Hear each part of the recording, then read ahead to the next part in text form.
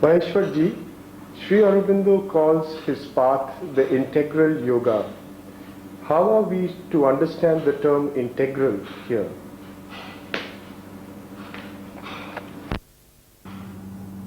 Well, Devashish, the word integral means integral. There are terms which can help us to move to the integrality of the integral, like fullness, wholeness, completeness. These are terms that may help us to move towards integrality. He calls his yoga integral because it is integral. That means no part of the being who is doing the yoga and no part of the reality with which he is going to unite himself is incomplete.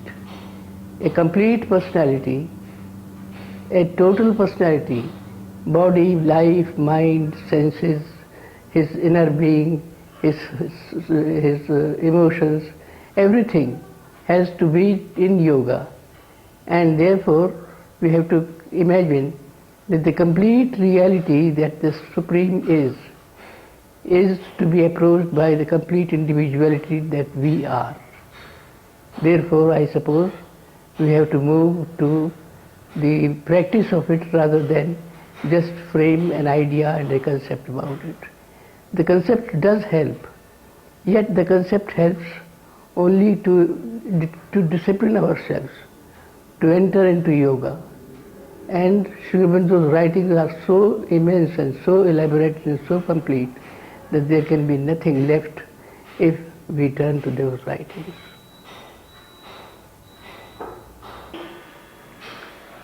One often finds a flowering of creativity among aspirants of the integral yoga.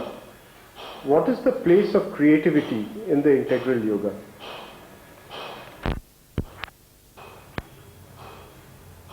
Devashish, you and I know from our own life that creativity is a consequence of rising, heightening, becoming better, perfectioning of our consciousness. Yoga is not an exercise. Yoga is to rise, to become complete, to move towards the divine, to be our best. And that way naturally our capacities, faculties, inspirations, heights of knowledge, they all emerge in us, and our being naturally is a much different being. It starts becoming new and further new and further new. There is a constant self-renewal. This self-renewal is not self-repetition.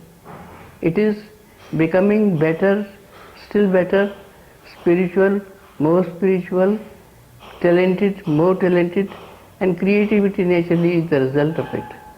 Therefore, one who enters into yoga becomes in his all capacities creative. His thoughts, his emotions, his behavior, his language, his poetry, his art, everything becomes finer, deeper, higher, and that leads to what we call creativity. Creativity is a natural consequence, therefore. Again, the answer is not merely to just make an intellectual idea, but an invitation to enter into yoga and see the experience, feel the experience of being creative ourselves.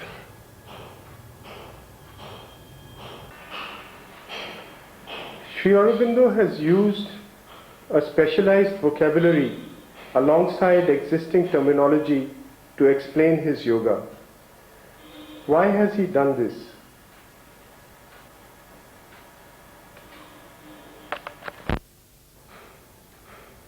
Well, as a student, I would say he has done it because he has to do it.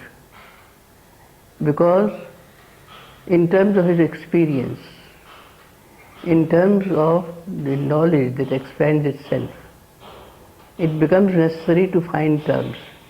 Just now we had talked of creativity. Our yoga is not something which goes on in a customary way.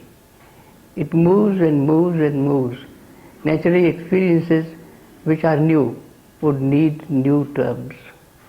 And it would be in addition always.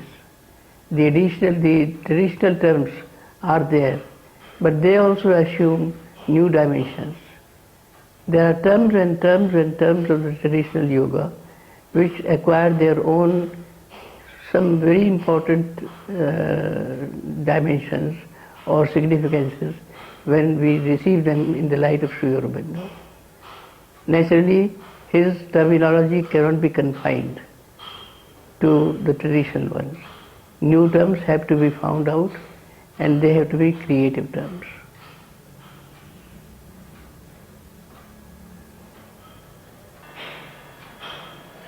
One of the specialized terms that Sri Aurobindo uses is the psychic being. How are we to understand psychic being? Is this spoken of in any other yoga? What is its importance in the integral yoga?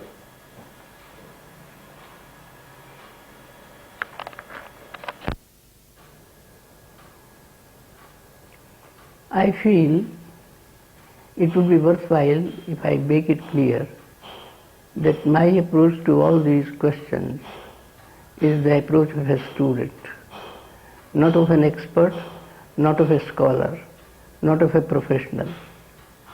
And this, I believe this is something which has to be shared with you, Debashish. Psychic being is a psychic being. Now the term is not new. It is as ancient as literature itself. And Sri Aurobindo is quite often original. He does not use the terms in their fashionable manner. He moves to the root of it. In fact, when we come to psychic being, we come to ancient experiences. Not only mention about what they believed. Beliefs are there. Along with the beliefs there are truths. And the truths are quite often intuitive. To be conscious of our true being, the central being, the soul, is what gives rise to the expression psychic. And Sri Aurobindo brings in the psychic, which is an entity, which is a truth, which is the crux of our own being.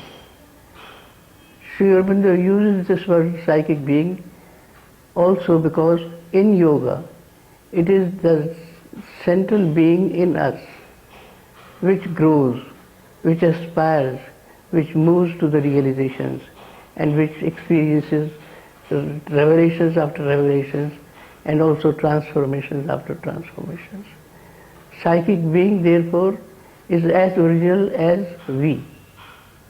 The whole history of human race would stand a witness to that. Now, whether it has also a place in other yogas or not, I would say no yoga is free from that, whether they use the word psychic being or not. But the individuality of the individual, the real being of the individual, of human beings, is there implied in every yoga. But their approaches, their discipline, their experiences, the faith behind, the metaphysical conceptions, they have been changing and they are always diverse. So Sri Aurobindo's psychic being is what is very, very central to Sri Aurobindo's integral yoga. Since at one place, in a very simple language, the mother puts it. We give the name psychic to the psychological center of our being. The language is very simple, but it is very inviting. And naturally we have to ask, what is the psychological center of my being? We are very keen today about our identity, but our identity is mostly a passport identity. The name, profession, and etc. we speak about. The real identity is the psychic entity in us, about which we are unaware. That has to be brought out. And in Sri Aurobindo's yoga, it is not this technique or that technique. It is first the thirst, then the hunger and the aspiration of the individual. And that thirst we can see within ourselves. What is the source of it? Suppose I ask myself, what do I want? Now the answer would not be I want food and shelter and this and this. What do I want? We means what do I constantly, integrally, throughout, without ceasing, am needing for, hunger for, longing for. Now naturally, we have to go to our own central being. It is not this habit or that belief. It is the inward turning of our own being to our own center.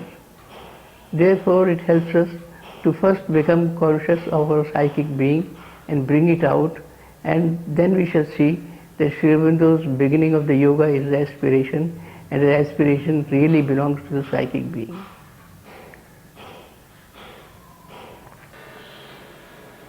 Another term that Sri Aurobindo uses, which has an important place in his yoga, is supermind. What place does it have in the integral yoga? Does it have any importance in any other yoga?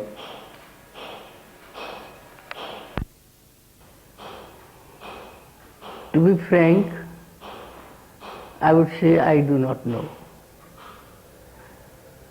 Sri Aurobindo himself at one place says that about the supermind and the supermental, we today are much in the position of a Darwinian ape who could not imagine that there could be some other being, some other creature on this earth who would live like men.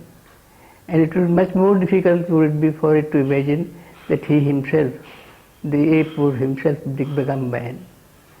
And something like this he says. Well, similarly, we are putting questions mentally, we are making answers also mentally. The mind has its own difficulty. The mind is a groping instrument.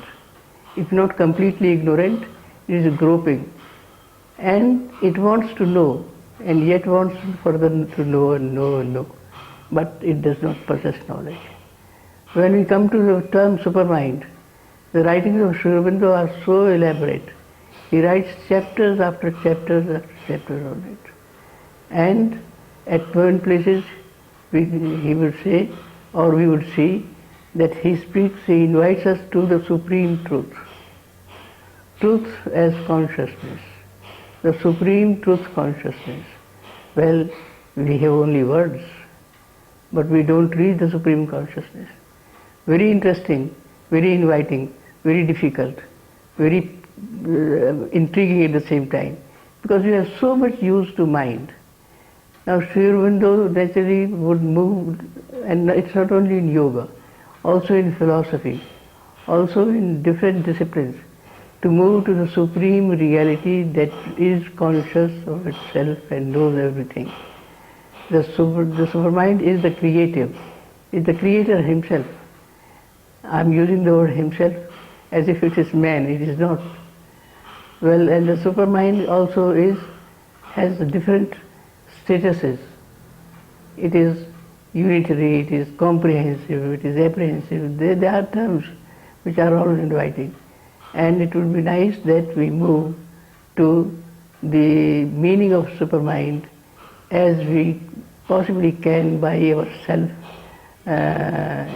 self-analysis. Not exactly, I'm sorry, it is not self-analysis, it is self-reflection. One very important thing that Sri Aurobindo speaks about it is that supermind is not far away. We ourselves are an expression of the supermind. This mind, he says, is the last operation in ignorance of the supermind, which is light. Well, therefore we can move to the possibility by imagination to the presence and the possibility of the supermind in our own being, but just by imploring and exploring and do whatever we can. Study is the most important thing. And as students, we have the great advantage of turning to his writings. It will be very nice if we read the Life Divine and also the Synthesis of Yoga for becoming more and more clear about his terms.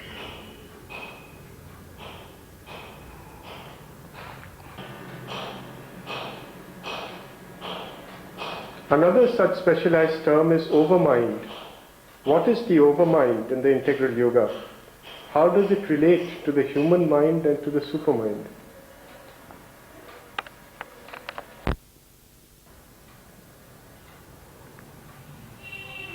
I feel that what we have talked about the supermind should also help us to move towards the overmind. When we move from our own mentality to that which is truth consciousness, eternal, blissful, we shall naturally rise to higher and higher and higher and still higher levels of consciousness. And Sri Aurobindo helps us to understand that the overmind would be the step we rise to previous to the attainment of the supermind. After all, it is the supermind which descends also into the whole of this creation. The supermind has descended into our mind also. Naturally, if we rise in our own mind, we shall move to higher and higher levels of consciousness.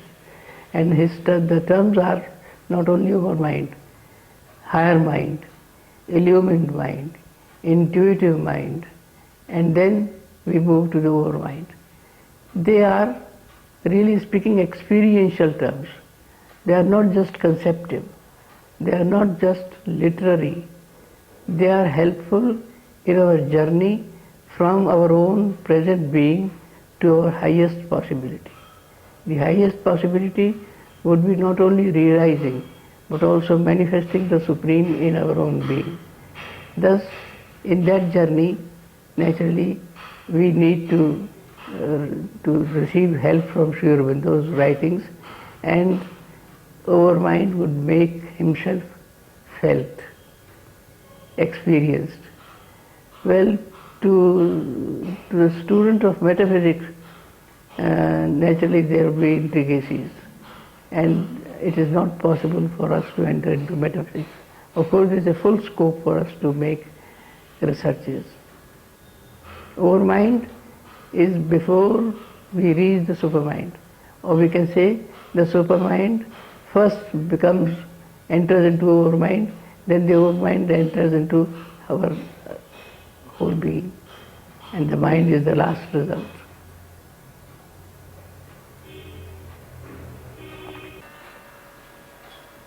In the synthesis of yoga, Sri Aurobindo speaks of the triple transformation.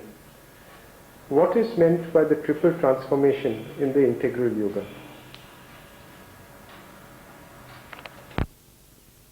It's very interesting, again, in terms of discipline, in terms of experience, not just in terms of ideas. Sri Aurobindo extensively writes about this triple transformation.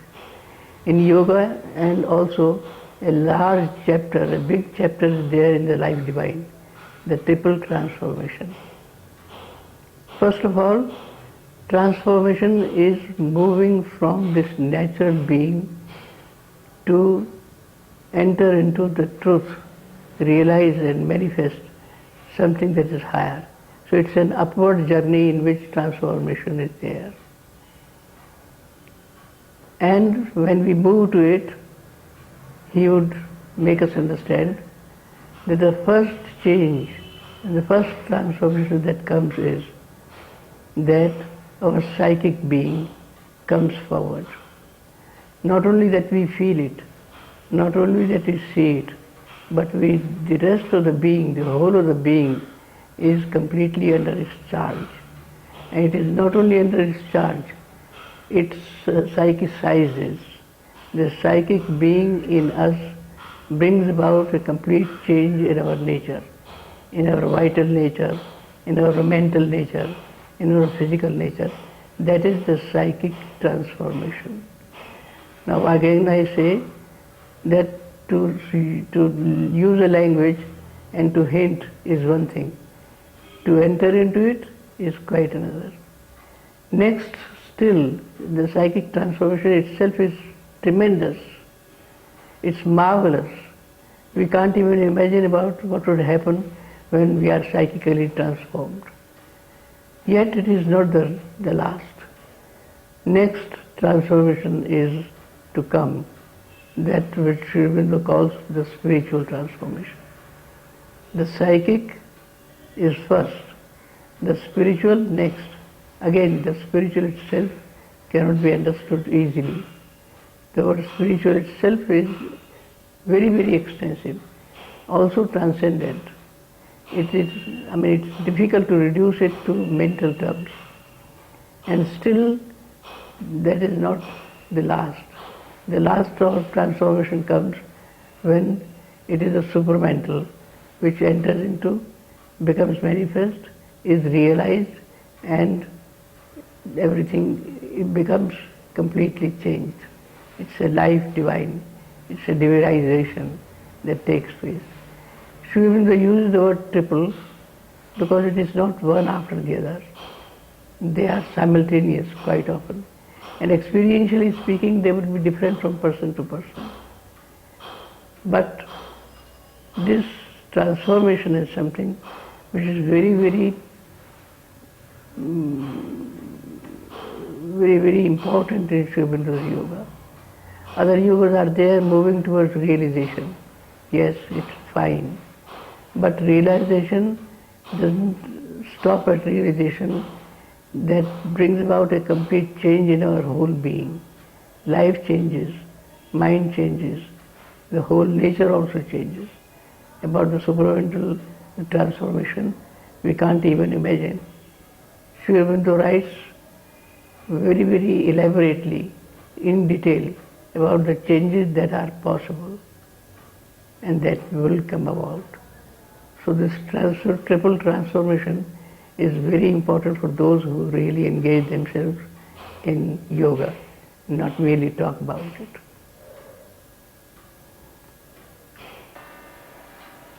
Maheshwarji, the mother plays a central role in Sri Aurobindo's integral yoga.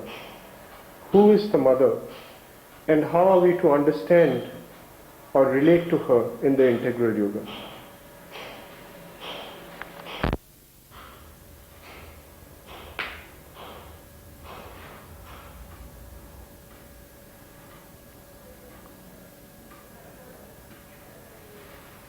The question, who is the mother, itself invites us to our own question. When we say who, are we biographically asking? Perhaps not. We can ourselves see that we are not speaking about this or that personality. Who is the mother? Really speaking means, what is the principle that we call the mother? Again, turning to Sri Aurobindo and quoting him. It will be nice if I quote him, I can't do better than that. The one, now I'm quoting, the one whom we adore as the mother is the conscious divine force that dominates all existence.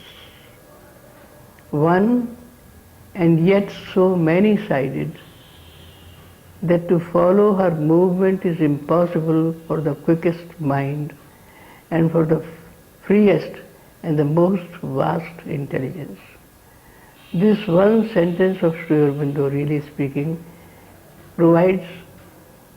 gives me a full scope to contemplate, meditate, and move towards that truth. The mother as a principle, the mother also has personality. Sri Aurobindo further says, there are ways and ways of being of the mother. Not that we just reduce the mother to a concept. At one place he says, there are three ways in which the mother is. The transcendental, the universal, the individual. Now, as far as her help, her guidance, her place in yoga is concerned, it is in all the ways, the transcendent, the universal, the individual.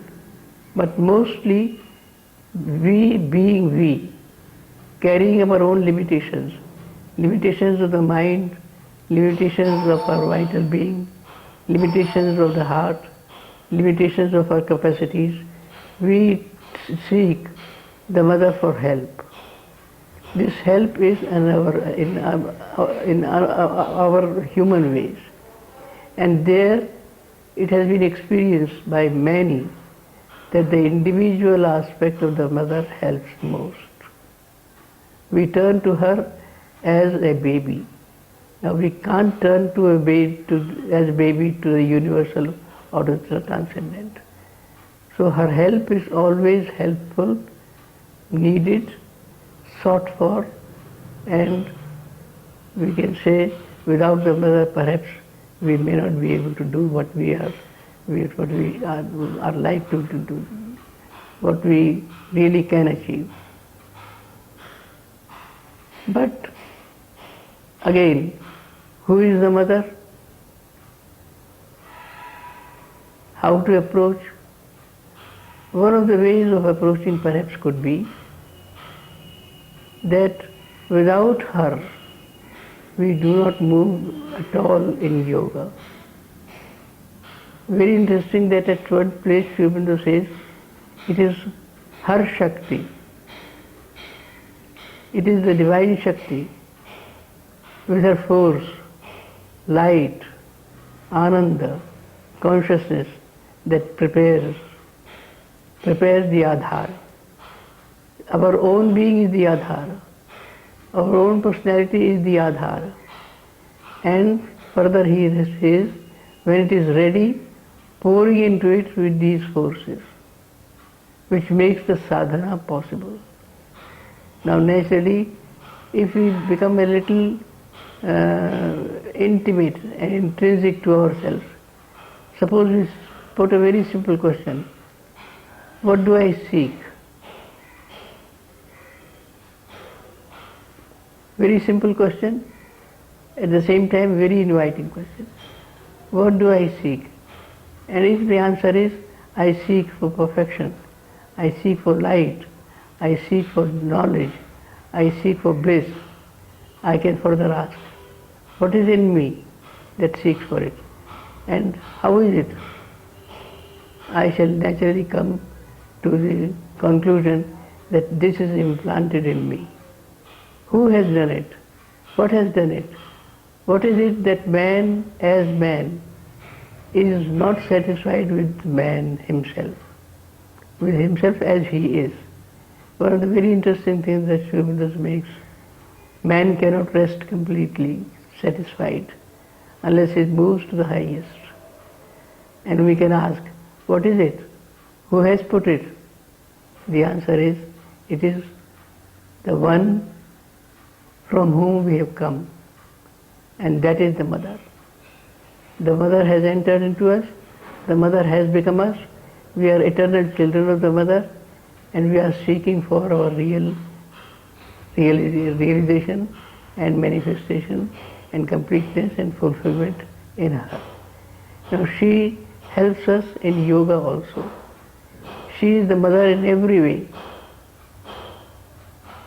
Thus, a full scope for us to become conscious of her, to live and discipline ourselves for the yoga and then experience the Mother.